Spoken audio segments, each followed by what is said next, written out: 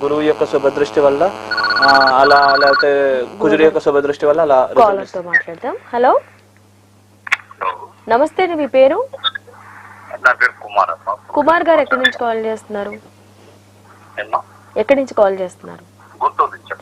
సరేనండి, ఎవరి గురించి తెలుసుకోవాలనుకుంటున్నారు? మీరు పుట్టిన తేదీ, టైం చెప్పండి. 20/12/65 అంటే 20/12/65 ఉదయం 11 గంటల 1 నిమిషానికి.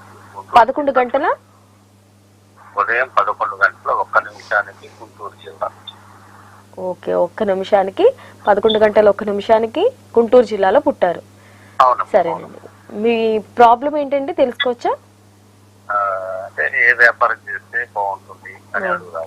ఓకే, గురుగారితో మాట్లాడండి, మీ సమస్యకు గురుగారు పరిష్కారాన్ని తెలియజేస్తారు. జయ శ్రీమన్నారాయణ.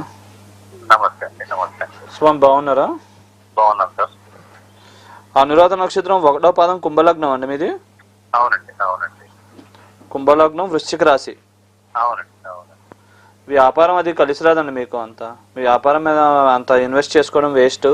డబ్బులన్నీ వేరే వాళ్ళు దొబ్బేస్తారు, మీ డబ్బు మనీ అంతా. అంటే ఇప్పుడు ఏదో తాత్కాలికంగా కొద్దిగా బెనిఫిట్ వచ్చింది, కానీ వ్యాపారం అయితే అంత అనుకూలంగా లేదండి. మీరు వ్యాపారం సూటబుల్ కాదు. లాభస్థానం దెబ్బతిన్నది, వ్యయస్థానం దెబ్బతిన్నది, 6 దెబ్బతిన్నది, రుణస్థానం, ఇవన్నీ మెయిన్ స్థానాలు, వ్యాపార స్థానాలన్నీ బాగా దెబ్బతినేసినాయి. డబ్బులు పోగొట్టుకోవడం తప్ప ఉపయోగం లేదండి. ఫ్రాంక్ గా అంటే ఉన్న విషయం ఉన్నట్టు చెప్తున్నాను. అంటే మీరు ఏదో లాస్ అవ్వకూడదని తప్ప మీకు ఏదో చెప్పాలనే ఉద్దేశం నాకు కాదండి. సేఫ్ బిజినెస్ చేసుకోండి. ఏమైనా చేసుకున్నా ఎక్కువ ఇన్వెస్ట్మెంట్ లేకుండా డబ్బులు వచ్చేది ఏదన్నా చేసుకోండి. ఓకేనా? తక్కువ ఇన్వెస్ట్మెంట్ ఉన్న వాటిని ఎంచుకోండి. ఇన్వెస్ట్మెంట్ తక్కువ వచ్చే పెట్టుకునే బిజినెస్లు అయితే పర్వాలేదు అంటున్నారు.